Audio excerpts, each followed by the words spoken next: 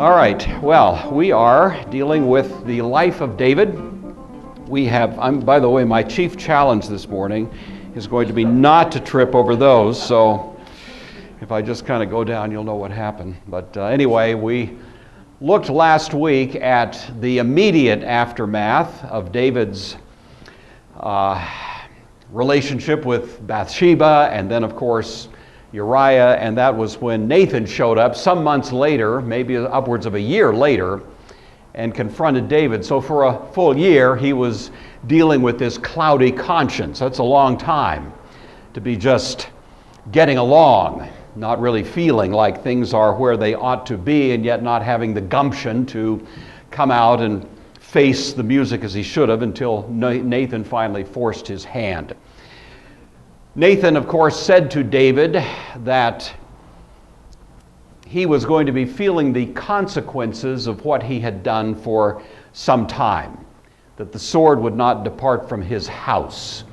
And we saw the first inkling of that last week with the death of David's son by Bathsheba. Though he pled for the life of the child, would, I'm sure, very happily have gone in instead of this child, given his life instead. I'm sure his feelings ran that deep. Nevertheless, the child's life was forfeit. Today we come to the second son of David, who also winds up paying for David's crimes with his own life, although it's also a bit of misbehavior on the part of the son that brings it about. And I think all of you will agree by the time we're done with the story this morning, it sounds awfully familiar. It sounds a whole lot like what we're hearing in the press recently. And it tells us things haven't changed much in 3,000 years, that the same kinds of crimes that have taken place by people in powerful positions against those in more vulnerable situations in life have been the story of our unhappy history as human beings for many years, and this is going to be one good example of that very thing. So there will be a little bit of a contemporary feel to this story, even though we're hearing about something that happened so long ago. Most commentators believe, I think, at least the best of them in my opinion, I haven't read all of them, but the ones that I've read all tend to agree that the events that we're looking at here took place after David had married Bathsheba, but before Nathan confronted him.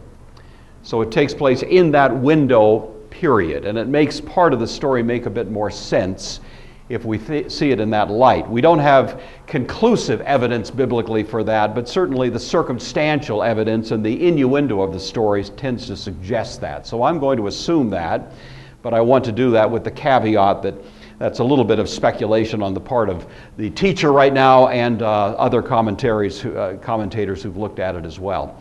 Anyway, this is chapter 13. It's the story of Amnon, the oldest son of David, the heir apparent to the throne at this juncture, and the one who gets himself in a lot of trouble and eventually is going to pay for that trouble with his life. And so it starts in chapter 13, verse 1. This is the word of God. Some time passed, David's son Absalom had a beautiful sister whose name was Tamar, and David's son Amnon fell in love with her.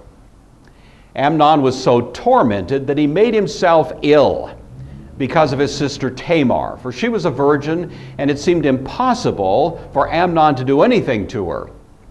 But Amnon had a friend whose name was Jonadab, the son of David's brother Shemaiah, and Jonadab was a very crafty man.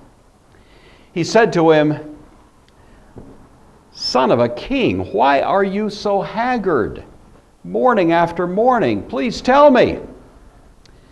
Amnon said to him, "I love Tamar, my brother Absalom's sister." Jonadab said to him, "Well, look, try this. Lie down on your bed and pretend you're sick. When your dad comes to see you, say to him, 'Please let Tamar come and give me something to eat. Prepare food here and serve me.'" Some of you know what happens, but we'll save that for a moment. Let's have a word of prayer and we'll get going. Our Father, we are deeply grateful for your continual mercies.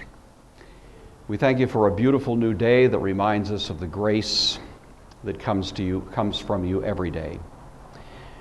We pray for the meeting that's going on separately this morning, that you would give great wisdom, that your Holy Spirit would be richly at work in the life of this church and the ministries of this church, so that we can continue to be a faithful voice in this city, lifting up the name of Christ, in whose name we pray. Amen. All right. Well, after this is a little ambiguous, because if you remember last week, the story actually took us down years into the future, And so it's clearly not after that, which took us clear down to the birth of Solomon and so on. So then it becomes a matter, what is the this that is being referred to here? And as I say, commentators tend to agree that it's actually referring to the this related to David and Bathsheba, the death of Uriah, the marriage of David and Bathsheba. So some months after that, but before Nathan appears in the story. We hear of Absalom. Haven't seen much or heard much from him yet. His name has been mentioned a couple of times, that's all. He is the son of a princess that David married when he was back in Hebron. So this is a foreign princess from a place called Geshur, and it's a marriage treaty that was entered between these two. So Absalom is half Israelite, you might say, but half Geshurite. And so he has that particular parental situation. Tamar is his younger sister, considerably younger, presumably. Absalom was born when David was in Hebron. Tamar was born probably some years later, and the best guess is she's probably in her mid-teens. So she may be a young woman of 15, 16 years old. That seems to make the most sense in the story. Her name means palm tree, by the way. And both she and her older brother Absalom were quite noted for their good looks. And we hear reference to that more than once in the biblical account. Amnon is David's oldest son.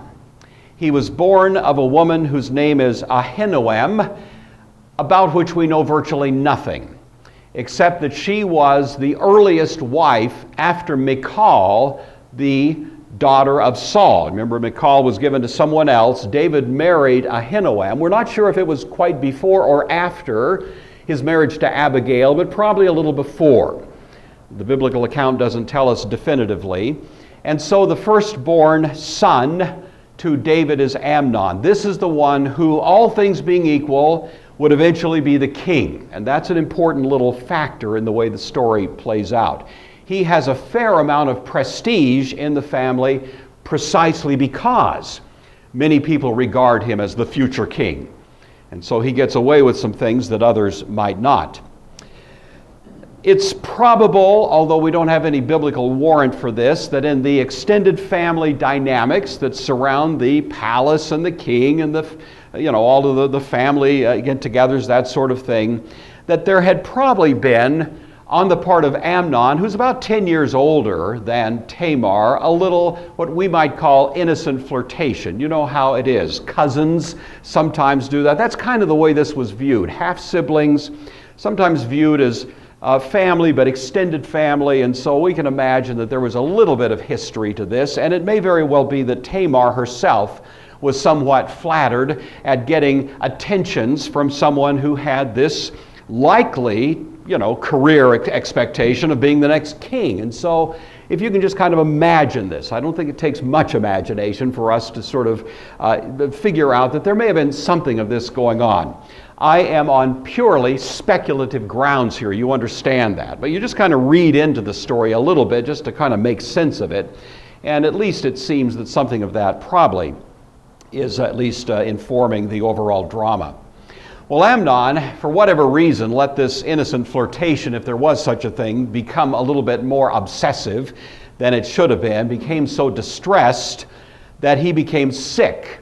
She was a virgin, and the point of that is to say she was kept under very tight control. So here he is with no convenient way really to get next to her, certainly no way to be alone with her. Virgin daughters of a king both in Israel and elsewhere were kept under chaperone supervision all the time. There was no secrets, you see, with a person in this particular situation. And so he didn't have any convenient way to sort of get next to her or to take a little walk in the park, anything like that. You know, it just wasn't going to happen. And so it put him in this situation of being rather obsessed with her apparently, and yet could not do anything to her. The sense of the word is couldn't do anything toward her or with her. He couldn't even really disclose any further interest that he might have had in her. And of course, the whole problem of forbidden fruit just takes on a whole new kind of meaning in a situation like this. Well, as it turns out, Amnon had a friend whose name was Jonadab. It happens to be his cousin, Amnon's cousin, David's nephew. It's the son of one of David's brothers. He is said to be crafty. The word sounds worse than it is, but it's a word that means to be subtle or shrewd. Smart, street smart is we might put it in the vernacular. It's not always used in a bad sense. Sometimes it just means somebody that can kind of read life. A good political advisor would have the kind of giftedness that this one had. He was probably a little too smart on this occasion. I'm sure he regretted the advice he gave to Amnon before it was done. I don't think he had any idea it was going to play out like this. He was just trying to cook up a little scheme so that the two could have a little time together, for whatever. And he was going to leave it at that, kind of under the rubric of general, innocent, whatever, not expecting much more to happen. His later behavior suggests that he himself was appalled at the brutish behavior of Amnon before this whole thing was over. Jonadab reveals his possession for the family talent of handling people. He was David's nephew and a sycophant par excellence. Without Jonadab, Amnon's frustration would only have poisoned himself. Now it poisons the family. What havoc is created by the smart, conscienceless people in the world. Part of youth's training should include warning against clever friends who can plot how to get illegal things legally, but who rarely see the ultimate consequences of their advice. I think probably by the time Jonadab was 40 or 50 years old, he could still read the tea leaves pretty well, but I bet he gave a little bit more rational counsel, when it was his turn to offer such. In this case, of course, it led to a complete catastrophe. Well, anyway, his plan was this. Why are you, the king's son, becoming thinner every day? Why don't you tell me? And Amnon explains it's his fixation on Tamar. Literally, why are you so lean? Is the Hebrew there. Jonadab said to him, well, look, try this. Lie down on your bed, pretend to be ill. When your father comes to see you, say, please let my sister Tamar come and give me some food. Prepare it for me. Serve me here, and I'll feel better. A royal son, especially the heir to the throne, would have had considerably more independence. He probably lived in a separate dwelling, maybe a little kind of 3-bedroom apartment, that sort of thing. And certainly he could come and go much more freely than could Tamar, the virgin daughter. If he pretends to be ill, it's certainly predictable that his father, David, would drop by, see what's going on, check on his son. It's likely that Tamar had a reputation for kitchen skills. This was considered a desirable thing even for a royal daughter. And so it may not be as outlandish as it seems to us at first for Amnon to say, well, send Tamar over so she can make some of those great little pancakes. I mean, those things just always make you feel better, And so it's almost like the medicinal effect of this, and David isn't able to kind of spot what's going on here. And so that seems to be at least likely what's going on. Candy and I lately have been watching the Great British Baking Show. I always thought you just put the mix in the thing, put it in the oven, now it comes a cake. I didn't know It's an amazing skill, an amazing science that goes into baking these elaborate concoctions these people come up with. And I think she was kind of in that class. I think she had probably would have done fine if she'd been in that competition. So we're going to assume that as well. Just kind of bring that to the table, because I think that may be part of why this happened quite the way it did. Well, Amnon thought that was a good idea. He lay down, pretended to be ill. And when the king came to see him, Amnon said to the king, "Please let my sister Tamar come and make me a couple of those delicious cakes she makes, so that she can serve me here." Then David sent home to Tamar, saying, "Go to your brother Amnon's house, prepare food for him." So Tamar went to her brother Amnon's house, where he was lying down. She took dough, kneaded it, made cakes in his sight, baked the cakes. Took a little while. Probably very proud of her skills in doing this, you know. Probably flattered that he had asked that she would come and do this in service of the man that may be the next king in Israel. She took the pans, set them out before him, but he refused to eat. Amnon said, "Send everybody out." So everybody went out from him. So it was unusual, but we're assuming she had this kind of reputation for her abilities in the kitchen. We don't know exactly what she made. The text doesn't really suggest, but I'm going to suggest to you some kind of little delicacy, you know. And then he asked everyone to leave. Now, she probably should have had a little alarm bells going on at this point. But hey, he's in his mid-20s, 26, 27. He has a high degree of prestige in the family. She's just a teenager. She's a royal teenager, but still there's an age difference, a kind of perceived authority difference. And so while she might have had alarm bells, she probably wasn't prepared to overrule them. Certainly not to just leave in a huff or something like that. Didn't quite see what was coming. Then Amnon said to Tamar, "Bring the food into the bedroom that I may eat it from your hand." And Tamar took the cakes that she had made and brought them to Amnon, her brother, in the bedroom. Now when she had brought them to him to eat, he took hold of her and said to her, "Come lie with me, my sister." But she answered, "No, my brother, don't force me. No such thing should be done in Israel. Do not do this disgraceful thing."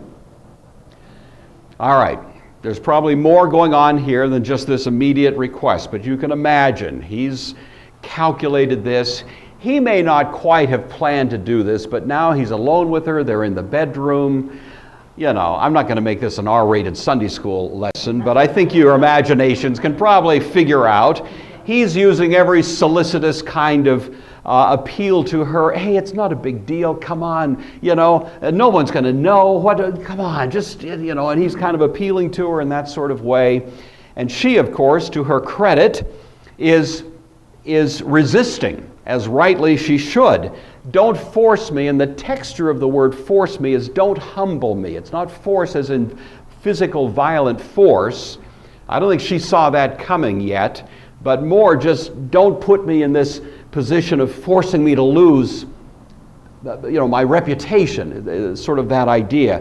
"Don't do this disgraceful thing." She's trying to respond as if there's an element of reason in this guy, and maybe she can reach it, you know.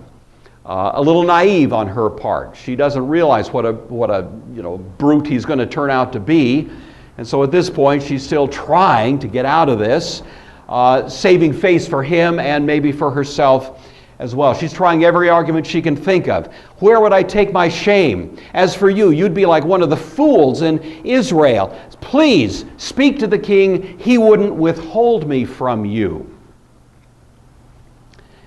Where would I take my shame? A loss of purity under these circumstances, of course, would be a lifelong stigma, as indeed it turned out to be.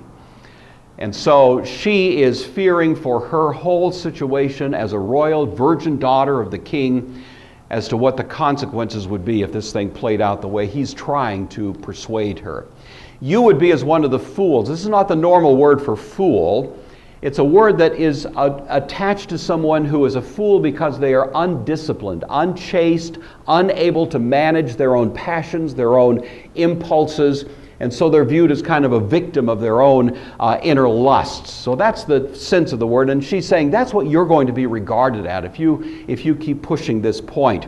And then she says this very interesting thing: he would not withhold me from you. Now, there's been a lot of debate among commentators. Was she being sincere at this point? It's possible. It's possible that she's thinking, this wouldn't be all bad to turn out to be the queen, you know. And so at this point, we don't know. We can't read her mind. One commentator said Tamar was probably trying to gain time by this plea. But if not, it was a sad commentary on the level of morals in the family.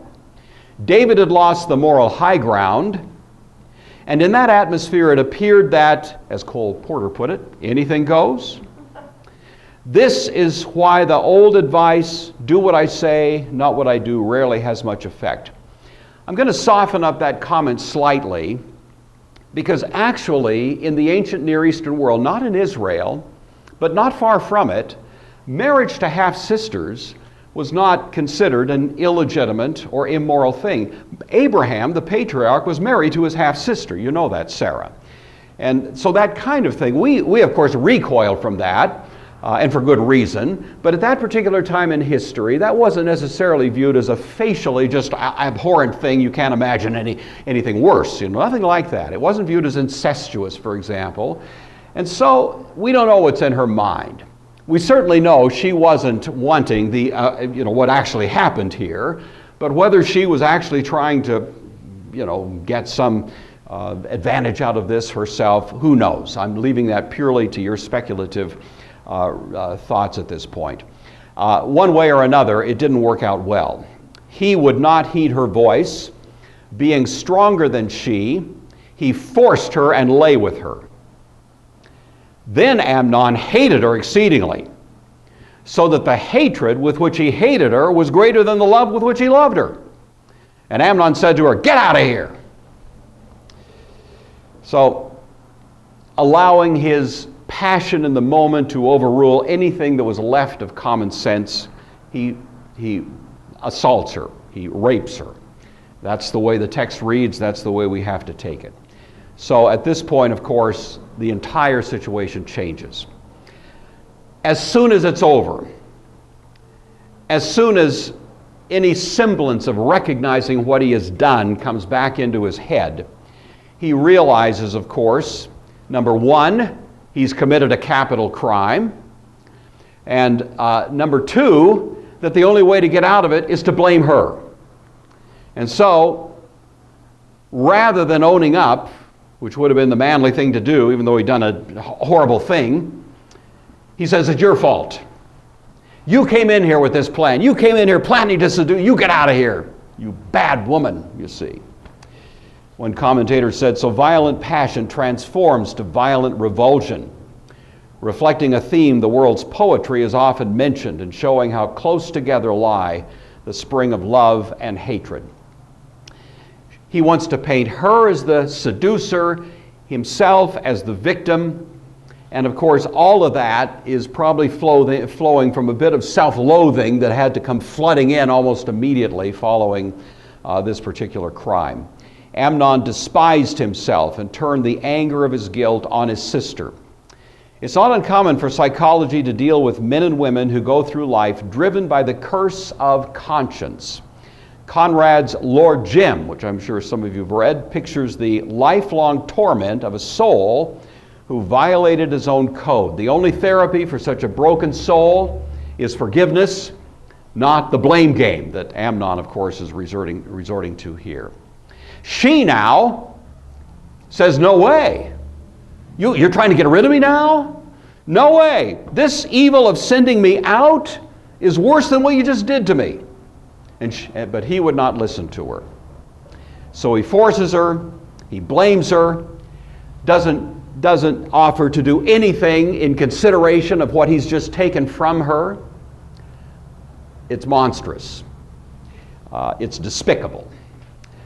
It is not a good commentary, of course, on his character. It's also a pretty sad commentary on David's, and David's failure to really be the kind of father he should have been to this young man. But then you realize if it did take place in this window time, David's moral authority in the family is shot.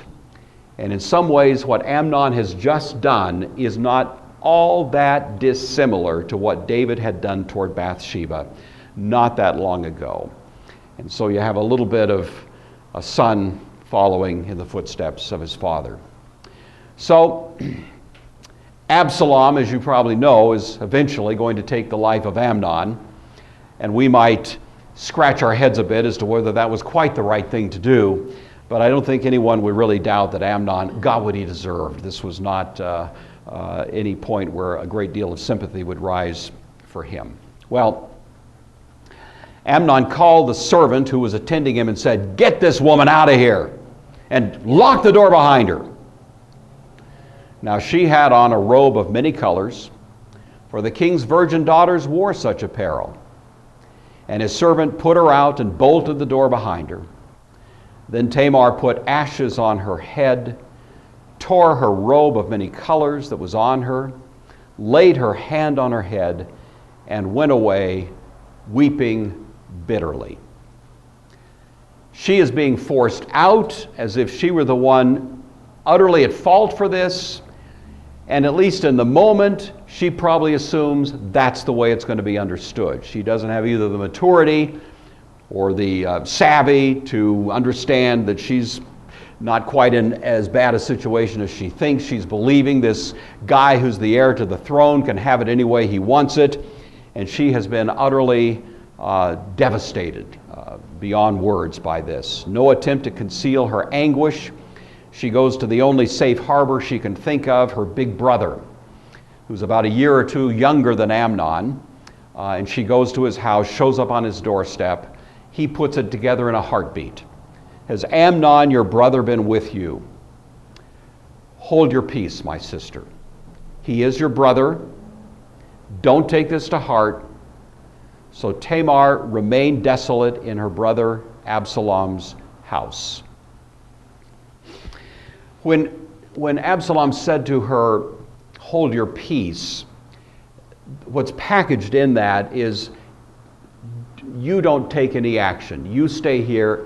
I'm your big brother. I will own the duty of making sure that the right thing happens. So it's an invitation for her to live under his protection, and a promise is implied in it that he is going to act on her behalf to vindicate her. So she holds her peace based on that assurance that comes from her big brother. Of course, Absalom doesn't take any immediate action either, because he is going to wait, as he properly should, to see what action David will take. He's the king, he's the dad, he's the patriarch, and properly it falls to him to step up and do something about this.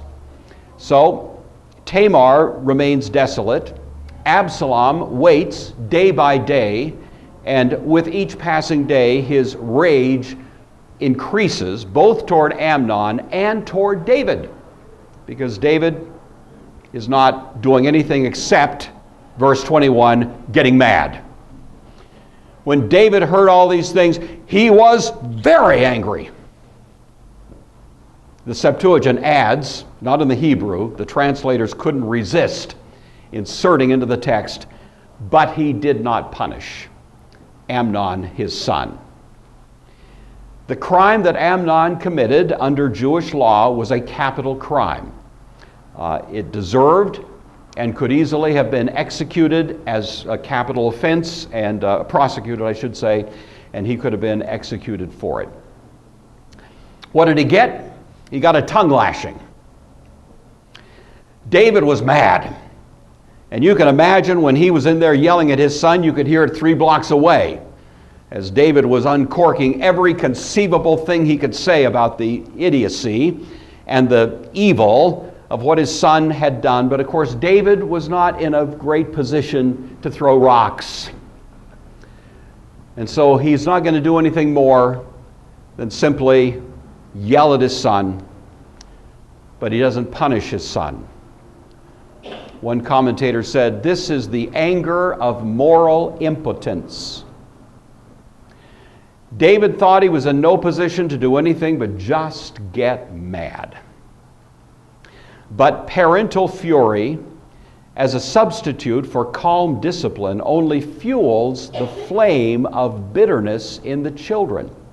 It's worse than useless. I don't know if you ever had this experience. You were probably much better boys and girls than I ever was. But did you ever have to stay after class and write on the blackboard 500 times? I will not throw paper airplanes, or whatever. Ever had that experience?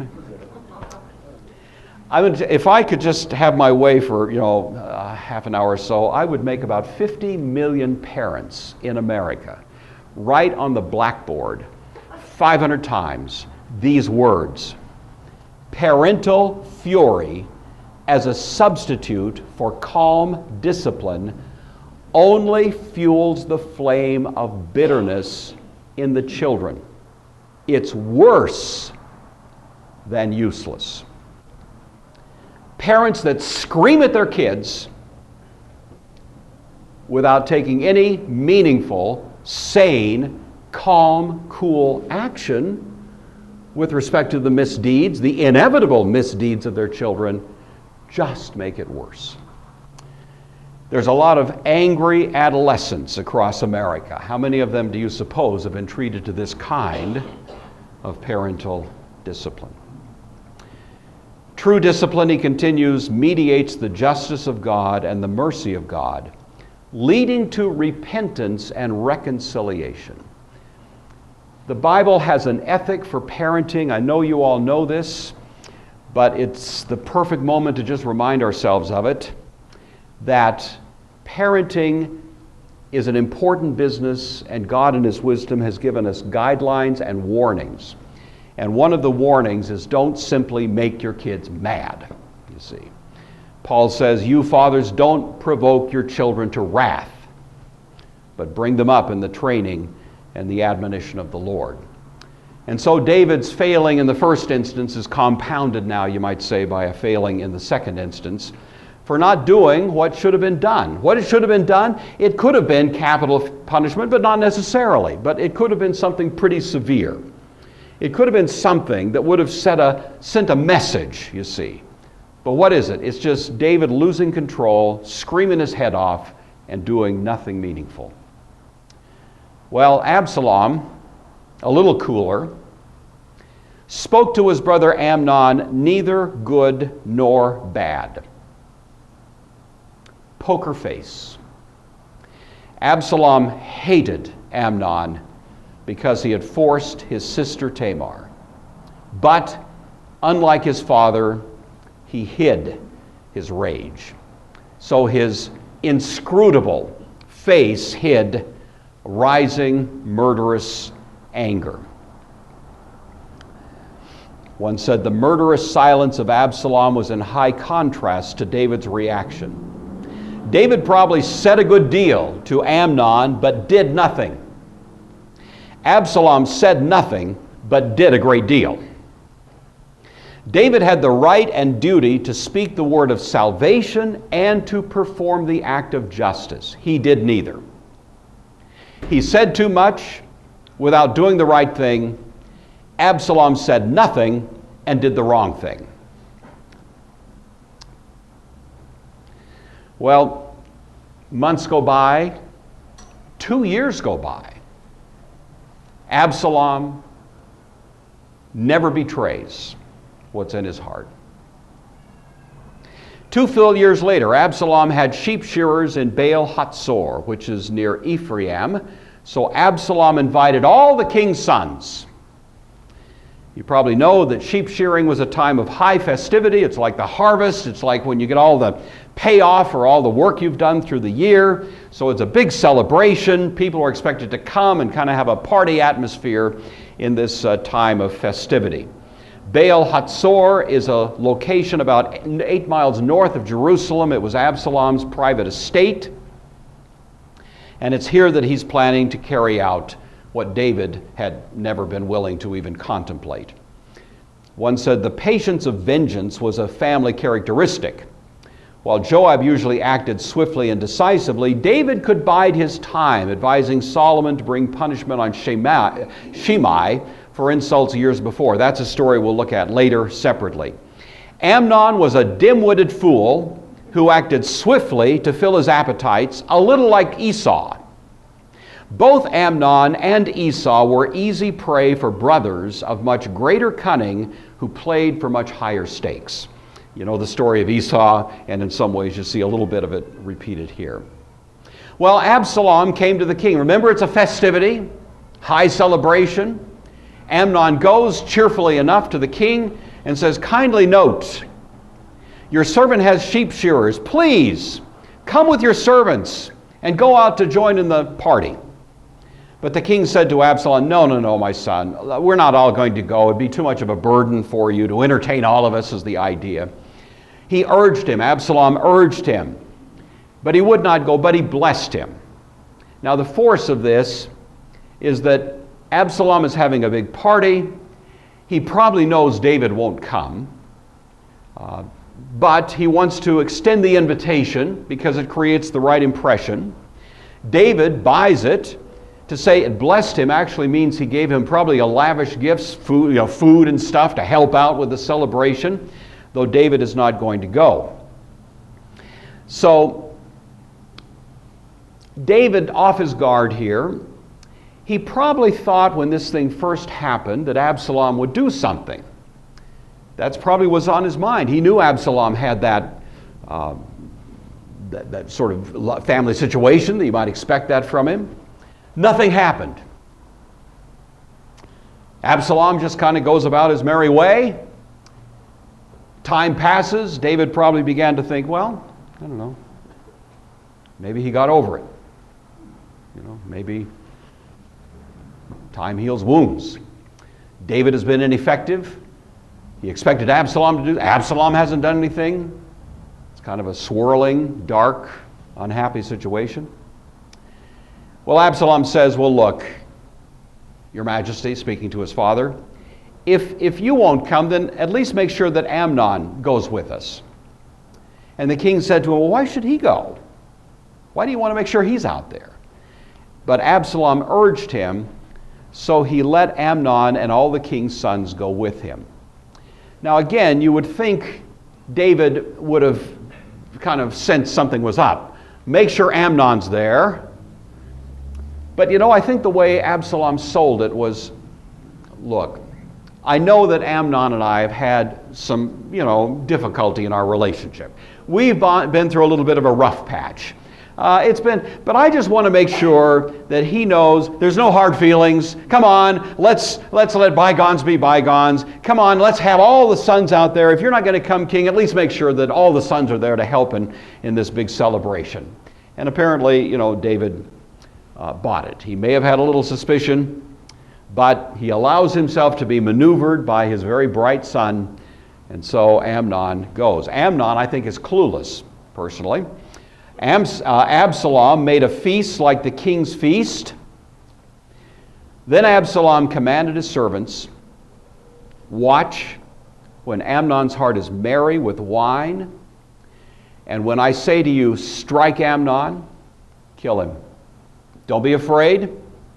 I've commanded it myself. You're just following orders. I bear the responsibility here.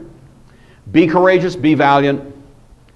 So the servants of Absalom did to Amnon as Absalom had commanded. Then all the king's sons rose, each mounted his mule and fled. You know those mules, they can move, So they're getting out of town in a hurry. Now again, it looks like just cold-blooded murder, but colorably, Absalom is acting in a legitimate role in the ancient world, especially in Israel, but other nations had it too, of what's called the avenger of blood, in which the nearest of kin had a legal right to go and execute justice against someone who had committed a capital offense against a near family member. The fact that Absalom does this publicly, he doesn't do it secretly, it's not a knife in the back in a dark alley, it's something that he's not trying to hide it at all. It suggests that he's doing this intentionally to carry out his duty to vindicate his sister by means of this execution. So it is kind of an execution style moment. The sons of David who were there don't necessarily know that. They think maybe this guy's angling to, launch a coup at this point, and so they'd get going, unsure of Absalom's intentions. They thought maybe this is a purge, a play for the throne, but really you have to say Absalom hasn't done anything, at least in the record, to suggest that was his ambition. Well, the people that were ahead of the sons as they're riding back to Jerusalem on their mules are the servants who are just running like mad, trying to get away from there. So they show up first, and they say, Absalom has killed all the king's sons, not one of them is left. Which, of course, is way over the top of what actually happened. But they didn't see the whole thing. They didn't stick around. One commentator says it is a strange quirk that news, especially bad news, when at the rumor stage, will tend to be greatly exaggerated. A wise person learns by experience to withhold judgment until all the facts are in. The right reaction and fruitful action await confirmation. So the king David, thinking that all his sons were dead, that's what he thinks, tore his garments, lay on the ground, and all his servants stood by with their clothes torn. Then Jonadab, the son of Shemaiah, David's brother, the Jonadab, who was the original guy to cook up this little plot in the first place, answered David and said, wait a minute. Not all your sons are dead. Don't let my lord suppose that all your sons have been killed. It's only Amnon who is dead. Jonadab doesn't necessarily know what Absalom had planned, but he's just smart enough to figure it out. For by the command of Absalom, this has been determined from the day that he forced his sister Tamar. So, therefore, do not let my lord the king take the thing to heart, to think that all the king's sons are dead. Only Amnon is dead. Turns out that he was correct, and Jonadab, of course, had probably known this day was coming. He knew that Absalom was not just letting this go. He probably understood that somehow or other this was inevitable. I think Jonadab probably agreed that Amnon got what he deserved. I think that's probably the way that he viewed it, but that's speculation. Absalom, for his part, fled, having committed this crime, is the way it could be construed, or at least having executed Amnon. He heads north, back home, back to Geshur, where his mother was from, and where he would be cared for, and he could live there, safe harbor in exile, as long as he wanted. The young man who was keeping watch lifted his eyes and looked, and there many people were coming from the road on the hillside. So in other words, all the sons are now beginning to show up. Absalom shows no designs for the throne. It's not that he's doing anything at this point that would suggest that he was out to try to grab the throne. It could very well be that at this point he had no intention of making a play for the throne. It may very well be, and in fact I think the story as it unfolds supports the idea that it was David's later actions that actually began to sort of cause Absalom's own heart to begin considering a play for the throne, because he was so increasingly unhappy with the behavior of his father. So all the sons show up. Jonadab says, "Look, I told you so. The king's sons are coming, just as I said." And so it was, as soon as he had finished speaking, that the king's sons indeed came. They lifted up their voice and wept. Also the king and all his servants wept very bitterly. David, of course, weeping not simply over the loss of a son, but certainly much more deeply weeping, I suppose, over his own part in it, knowing that in many ways he had created the circumstance where this could happen, and that Amnon was in many ways just following his own example. David had been unable to discipline Amnon at all. There had been no consequences for an egregious crime. And it was because of David's moral paralysis, I think probably was what he was feeling, that caused that to happen. So, as advertised, the sword would not depart from David's house, and now he's lost his second son. But Absalom fled and went to Talmai, the son of Amminahud, king of Geshur, David mourned for his son every day. So Absalom fled and went to Geshur and was there 3 years.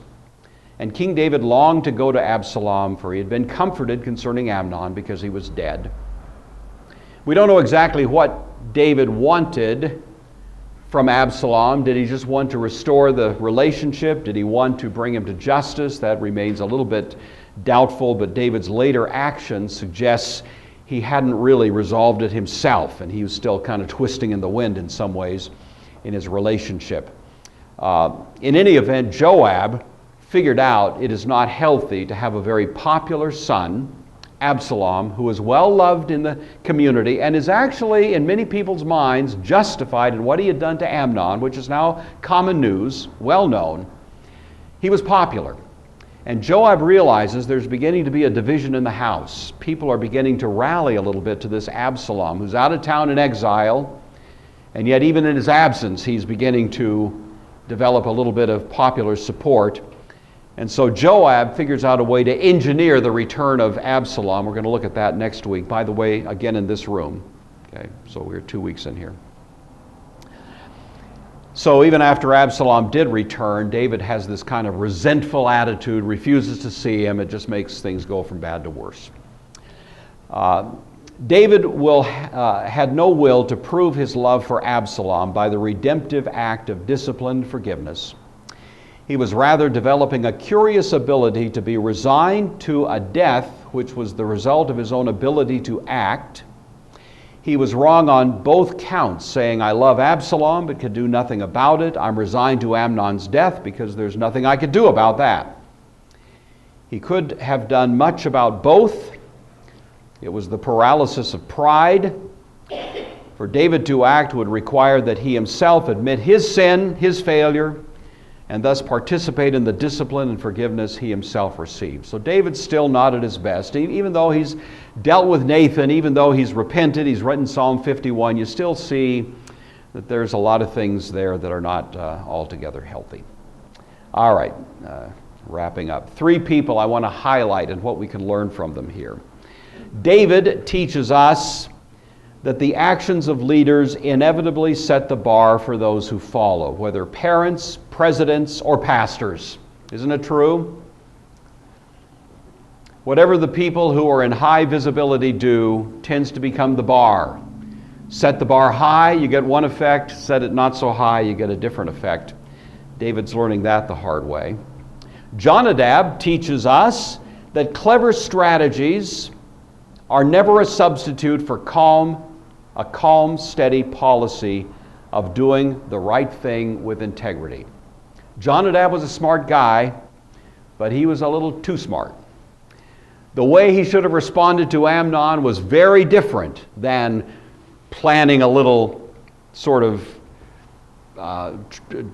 tricky situation, you see, that would wind up at least potentially in such a catastrophe. So Jonadab was smart, but not smart enough for the situation here. Amnon teaches us that innocent desire can easily become a tyrant of obsessive lust, a cruel taskmaster bent on destroying its slave. Those things that begin to take over our lives never show up showing their worst face. You know, it's always under the species of the good. Just innocent little things that can become the addictive, destructive things. We all know this. We've all seen it probably in our own lives and others. So we learned some things even from this very unhappy story. And I've been kind of dreading that one because obviously it's not a very pleasant one to tell, but there it is.